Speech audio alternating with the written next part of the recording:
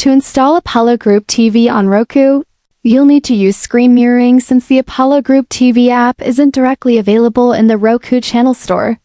First, ensure your Roku device and smartphone or PC are connected to the same Wi-Fi network. On your Roku, go to Settings, then System, then Screen Mirroring, and set it to Prompt or Always Allow. On your Android device, enable screen mirroring, also called Cast, Smart View, or Wireless Display from the settings.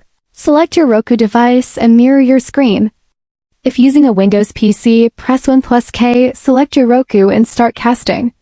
Once mirroring is active, open a web browser or the Apollo Group TV app on your phone or PC and start streaming.